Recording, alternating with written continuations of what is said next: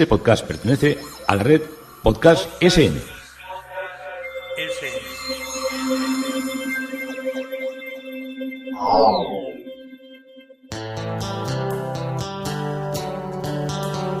Historia con sentido. Un podcast realizado y presentado por Juan Carlos González.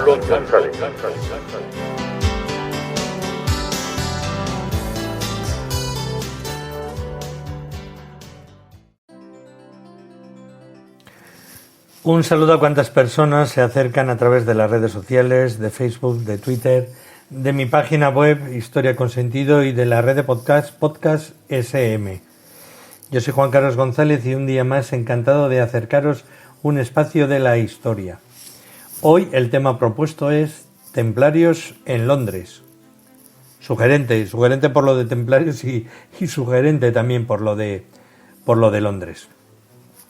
Una de las cosas que estoy haciendo últimamente y que la verdad que me produce una gran satisfacción es cuando por las mañanas solemos ir a pasear con nuestro amigo José Manuel a recorrer una parte de la ciudad de Madrid y hacer también un poco de ejercicio para no caer en el inmovilismo y poder tener una salud un poco más digna.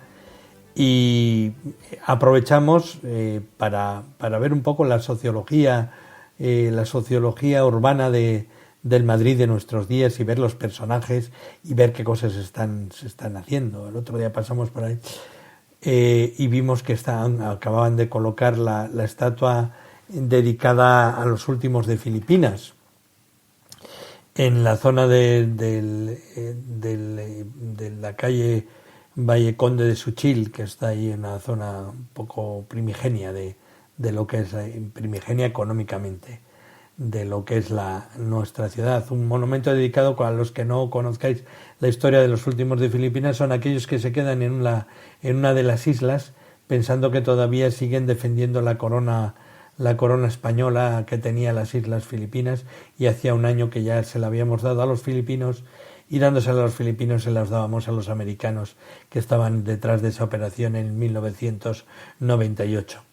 Y pues vemos esas cosas, vemos pues las librerías de antiguo, preguntamos por libros, por ediciones, y pues vemos a todo tipo de personajes. También ahora está muy interesante porque se ha puesto muy de moda el Boxing Woman, que es gimnasios de boxeo femenino, y eso también pues un día os hablaré de todos los periplos de lo que es la lucha, el boxeo, y cómo lo ha recuperado la mujer en un espacio que supuestamente, yo de boxeo no entiendo, pero supuestamente estaba como vetado para ellas. Entonces ahora son unos gimnasios con unos grandes ventanales donde se ven a las señoras allá atizando, cosa que, oye, pues también está al que le gusta el deporte, pues lo vivirá intensamente. Y José Manuel pues también vive muchas cosas que luego nos la cuenta y me sirven de inspiración a mí para lo que son los introitos de los podcasts. El otro día nos contó que estaba cerca de la parte de la ciudad universitaria y vio que habían puesto ahí una mesa donde se veían libros de tema templario. Y entonces pues se acercó allí y dijo, hombre, tema templario y tal, y había un par de libros que vendían, y él pues les preguntó, bueno, pero qué curioso, entonces vosotros entenderéis de Arrio y del arrianismo visigodo, que fue tan importante aquí, que coincidió un poco antes, pero con todo lo que fue el fenómeno de los cruzados y el fenómeno de los templarios y tal. Y le dijeron, no, nosotros no tenemos nada que ver con Arrio ni con el arrianismo. Y ya él pensó, bueno, dijo cáspita, no dijo cáspita, ni pensó cáspita, sino que pensó otro palabra mucho más suez. Dijo, aquí estos no tienen mucha idea de lo que son el mundo templario. Y entonces les volvió a preguntar, bueno, ¿y vosotros de dónde descendéis o de dónde viene vuestra espiritualidad? Y nosotros somos templarios y nosotros somos descendientes de María Magdalena y de nuestro Señor Jesucristo, que tuvieron hijos y continuaron la Iglesia, y se nos ocultó a todos, y los templarios eran los que mantenían esa línea, y los caballeros templarios y los hijos y herederos fueron los que venían de la línea. Y él dice lo que pienso yo cuando lo oí, dije, este ha visto el Código da Vinci.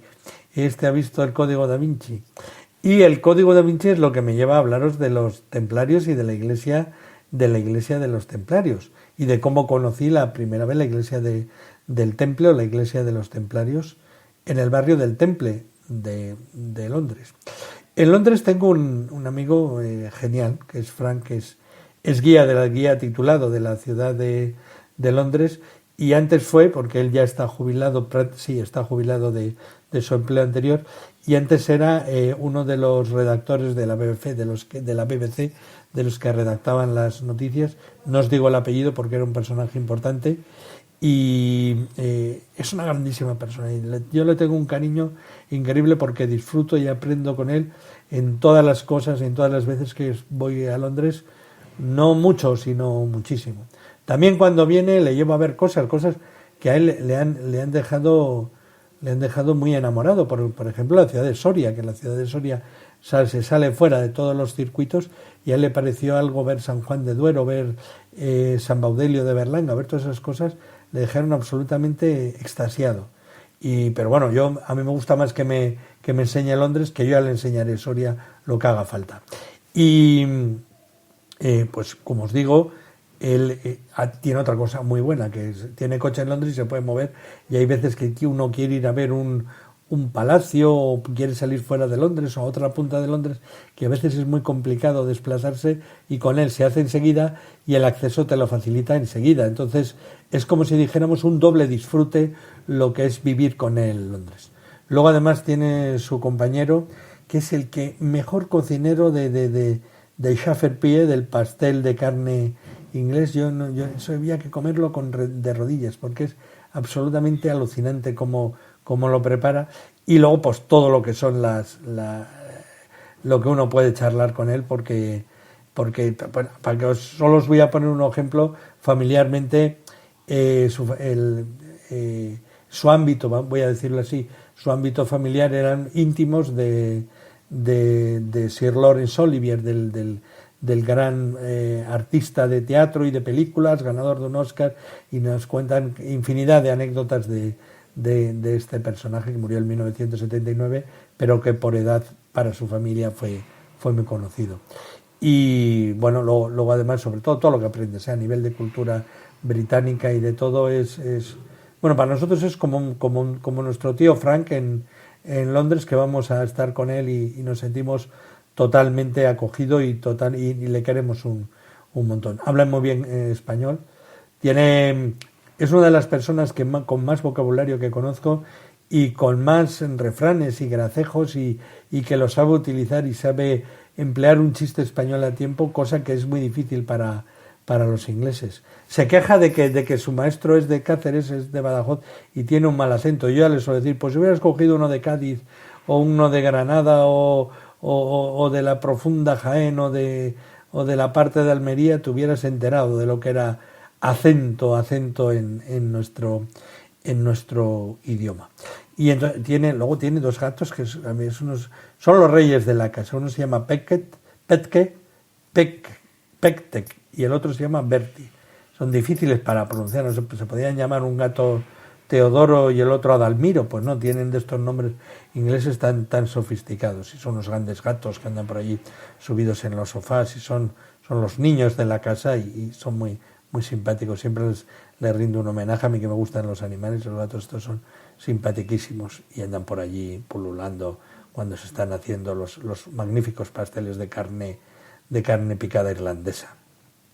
Y pues hablando de todo esto de los templarios, un día dice, lo del Temple es que hablando de la iglesia del Temple, Clavías, que salía en la película del Código da Vinci. Pero claro, en la película del Código da Vinci salen dos ubicaciones, una que es la abadía de Westminster, que ahí tenemos otro amigo, y que esa ya la tenemos pues mucho más trillada, pero esta no habíamos estado nunca, le dijimos.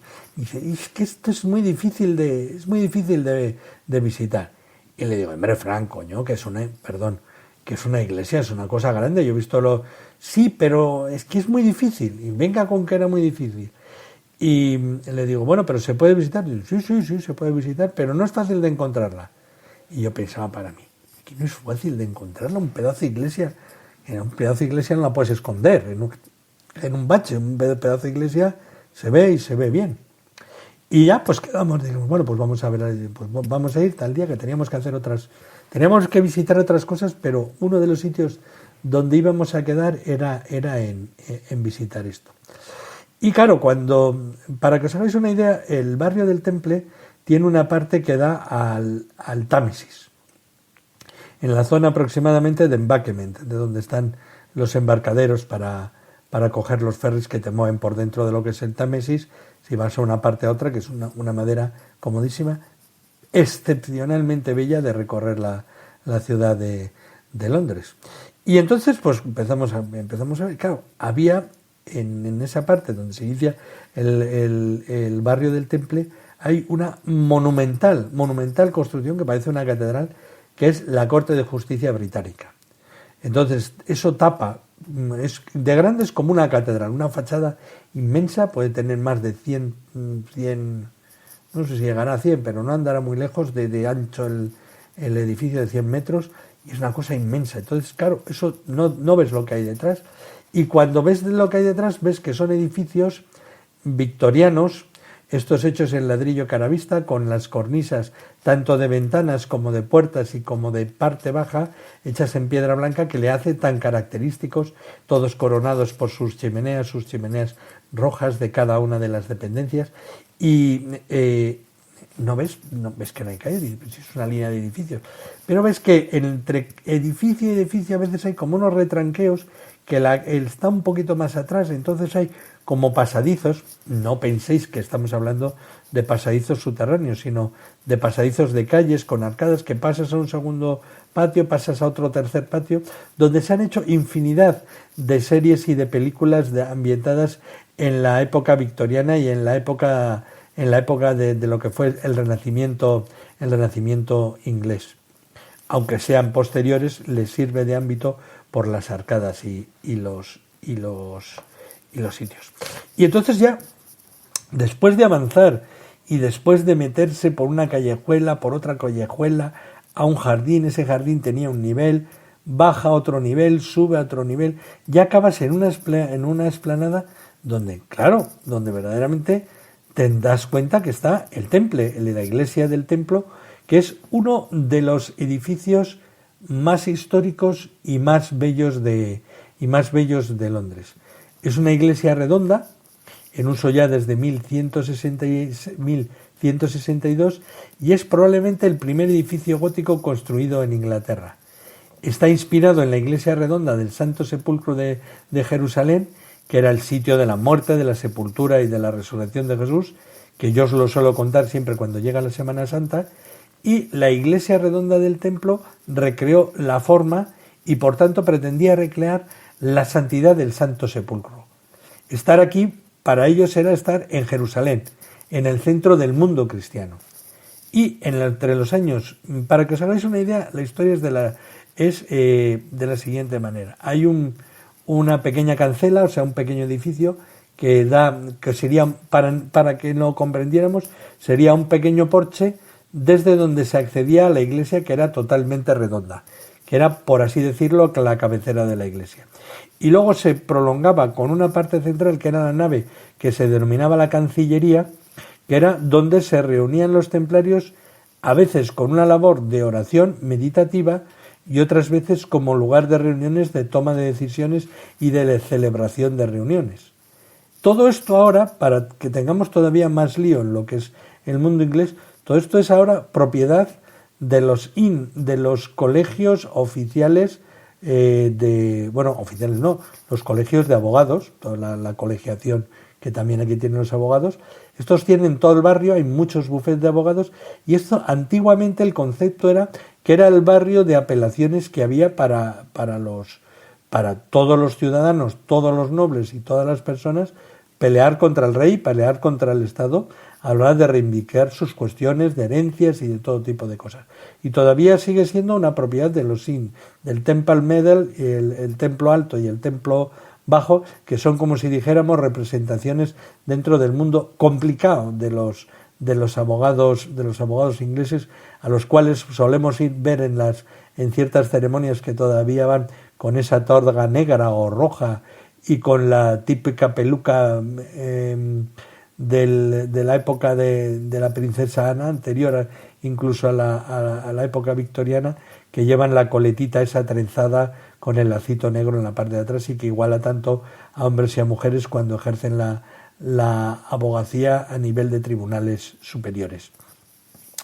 Entonces, como os digo, en el año 1214 y 1215, el templo y su iglesia fueron el lugar de las negociaciones vitales para la elaboración de la Carta Magna.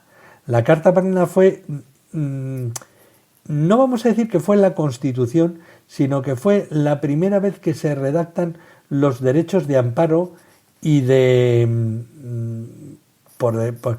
legitiman lo que es los procesos de reclamación o cuando una persona se sentía sus derechos ultrajados o humillados.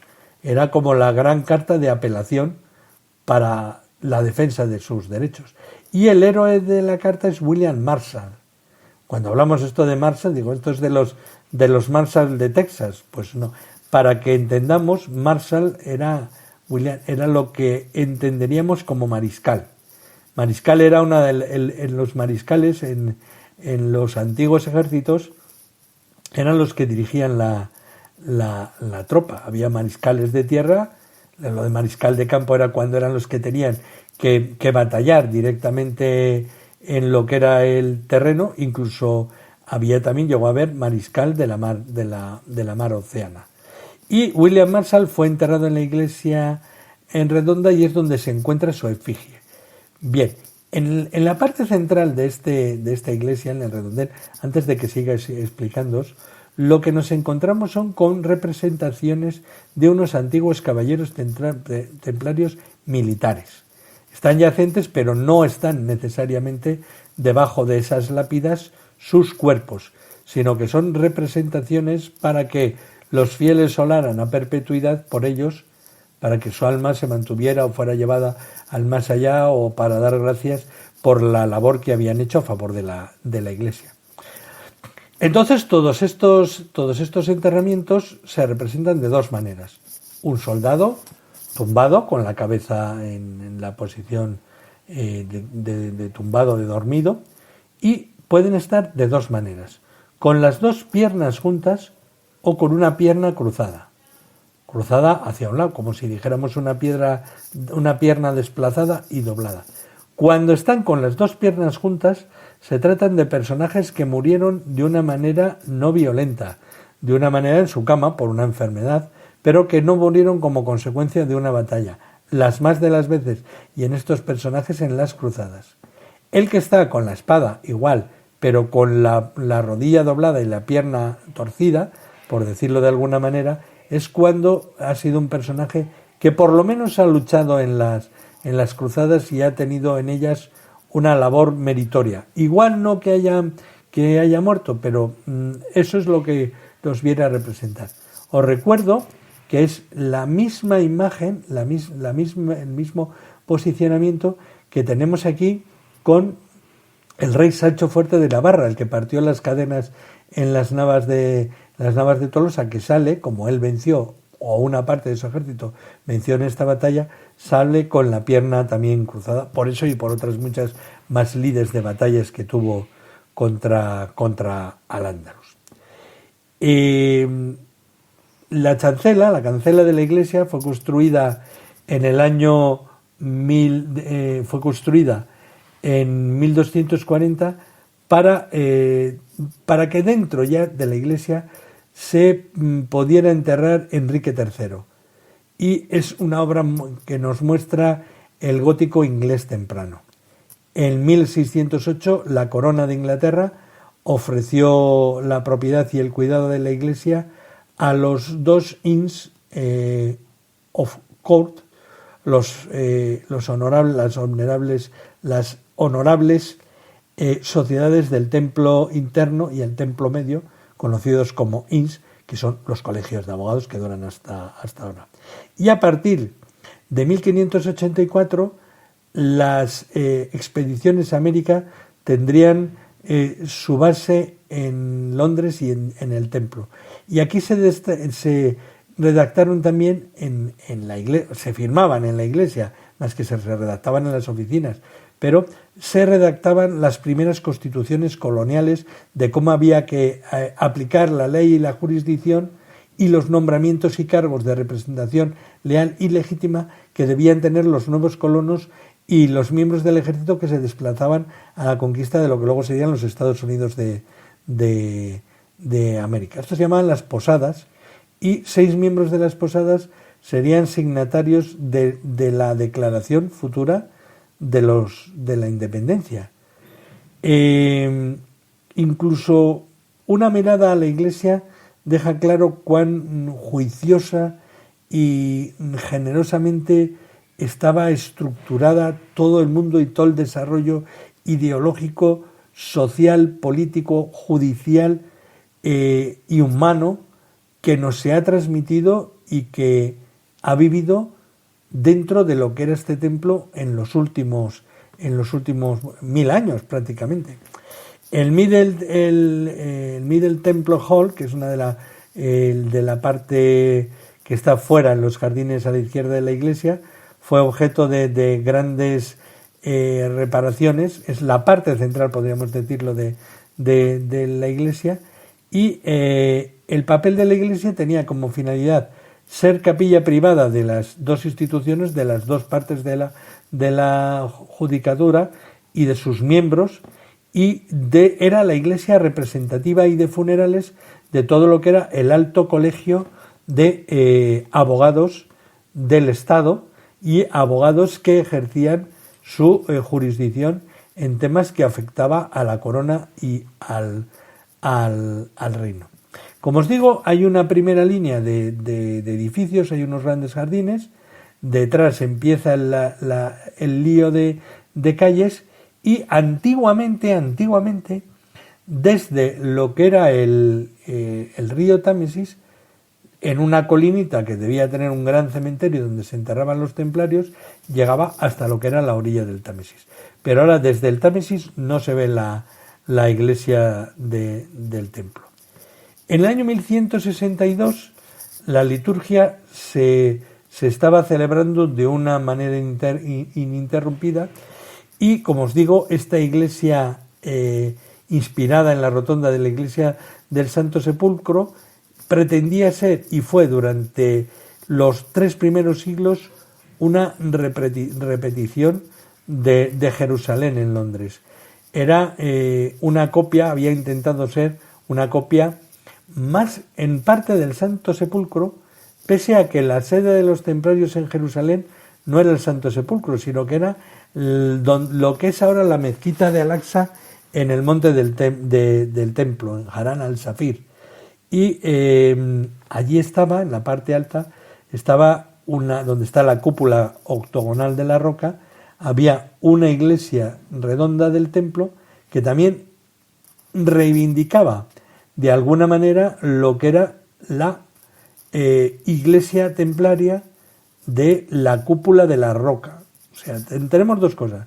Pero primeramente, la iglesia templaria estaba en el monte, en la roca, donde bueno, para los templarios, donde Mahoma subía al cielo, es mucho decir, pero era el sitio donde el monoteísmo se autentifica en el mundo judío y luego en el mundo cristiano, al apartar la mano del puñal el Padre Eterno, Yahvé el Padre Eterno de Jacob, que iba a ejecutar a su hijo Isaac en el momento de la entrega del desarrollo del monoteísmo judío, desde donde ya se terminan los sacrificios humanos y desde ya donde el monoteísmo se instala de una manera continuada y que nos lleva a la redención para el mundo de la fe por Jesucristo. Bien, todo lo que es el desarrollo de este templo, las tumbas, lo que encontramos dentro, nos traslada, queramos o no, a lo que es el momento de crear una armonía entre el mundo medieval y el mundo real que vivían o sea, la autentificación del mundo medieval, del mundo de las cruzadas, encuentra en este templo un verdadero sentido y razón de ser. Las personas en Londres, salvo los que iban a las cruzadas, que muchas veces los mataban, no van a tener la oportunidad de ir a ver el Santo Sepulcro de Jerusalén. Sin embargo, van a ver la iglesia del Templo de Londres, que es como ver o estar en la iglesia del Santo Sepulcro de Jerusalén. El acceso se hacía, ahora y se hace por un lateral, a través de una renovada puerta este al interior histórico, y la puerta oeste es una de las bellas tallas antiguas y parece haber sido de alguna manera también irresponsablemente dañada por unas obras de restauración que se hicieron en el año 1842 y que restauraron en parte, se repintaron, y que fue una cosa deleznable. Pero antes de pasar al templo, a mediados del siglo XII, antes de la construcción de la iglesia, los caballeros templarios en Londres se reunían en un sitio llamado Hyde Holborn, en una estructura originalmente establecida por Huye de Panet, que era un sitio históricamente conocido por ser el templo más antiguo que había en Londres, que era el templo romano de Londinum, ahora conocido como Londres. Londinum es Londres, y la ubicación de esta edificación, para que os hagáis una idea, está en la parte baja de una cripta, bueno, más que una cripta, de una excavación que está muy próxima a la Torre de Londres. Entonces es interesantísimo ver, porque es un antiguo templo dedicado a los dioses paganos, y cuando ya se cristianiza Inglaterra, una de las primeras iglesias. Y de ahí se trasladan aproximadamente, puede haber 1 kilómetro, no llega al 1,5 kilómetros, a lo que es la actual iglesia del Temple. La iglesia consta de 2 secciones separadas: el edificio original, que era la llamado iglesia redonda, y que ahora actúa como nave, y una sección rectangular posterior, contigua a lo que es el lado este, y construida aproximadamente medio siglo más tarde, formando la Cancillería, que habría que entenderse como el centro de gobierno. El centro, más exactamente, el centro donde se tomaban las decisiones de gobierno. Recapitulamos: entrada, que es lo que queda, con un pequeño zaguán, que daba a una iglesia redonda, totalmente redonda, que era la iglesia cultual.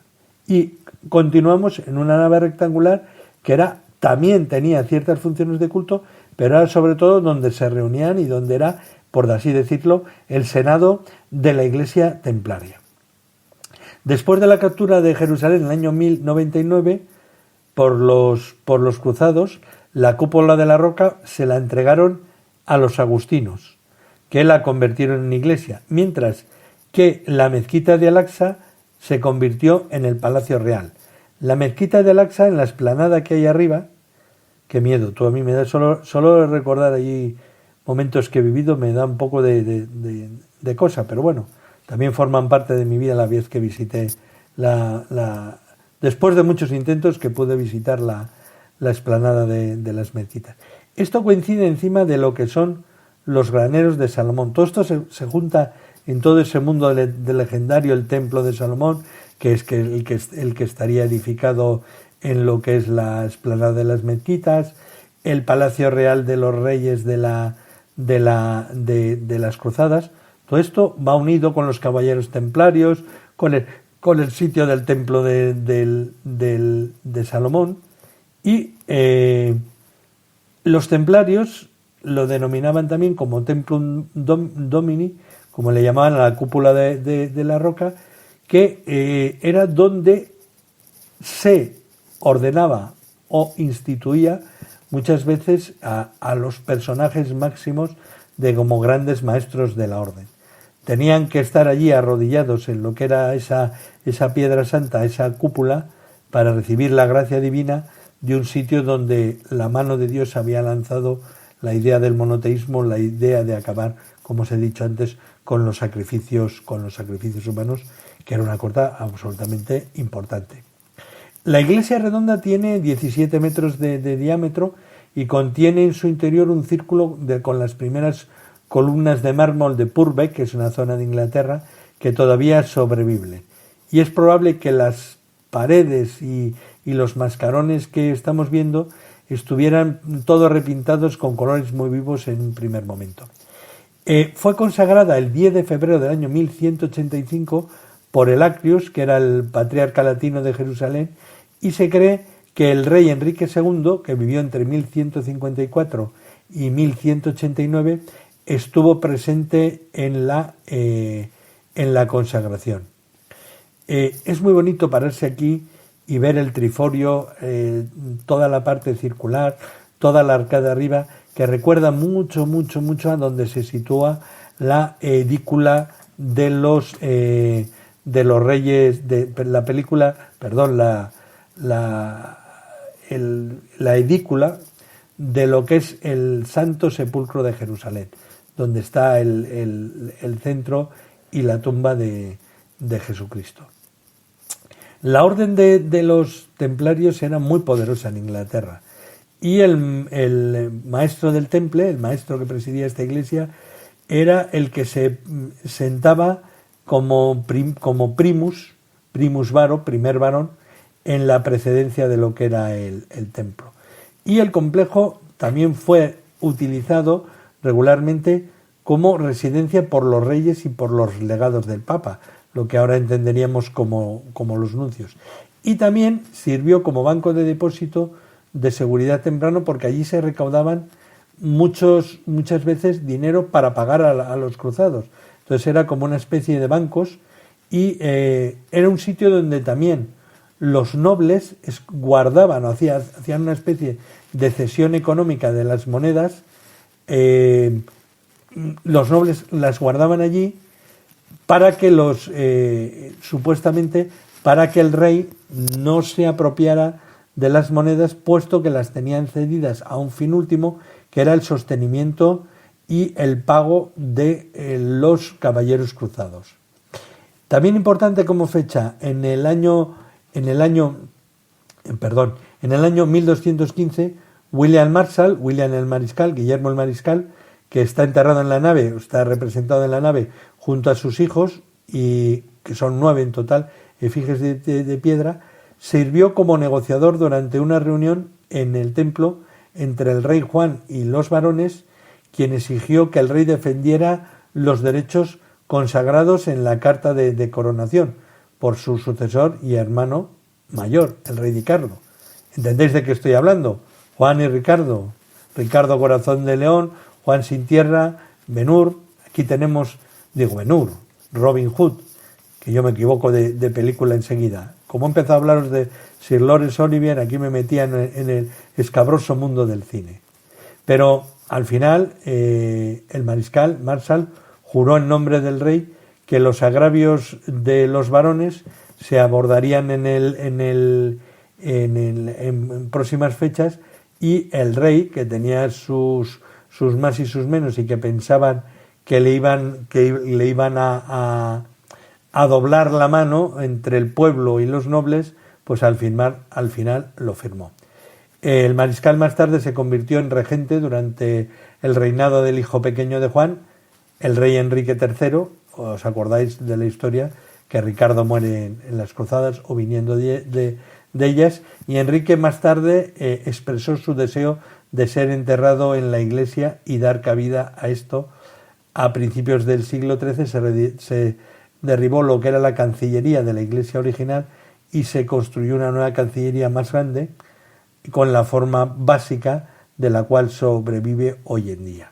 Y aquí esta iglesia fue consagrada el día de la Ascensión de 1240, y comprende un pasillo central y 2 pasillos laterales norte y sur de idéntica anchura.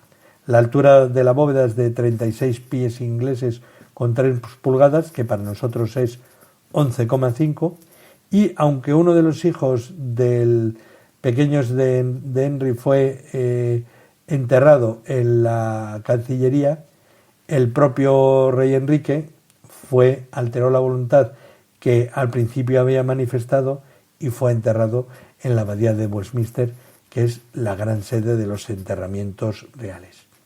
Y este es el inicio de nuestro recorrido por los templarios en Londres, por la iglesia de los templarios, por su historia y por los personajes aquí enterrados, que nos va a abrir la deslumbrante vida de lo que fueron esta orden religiosa, mitad monástica, mitad militar, que tantos grandes momentos ha dado a la historia. Yo soy Juan Carlos González y un día más encantado de haberos podido acercar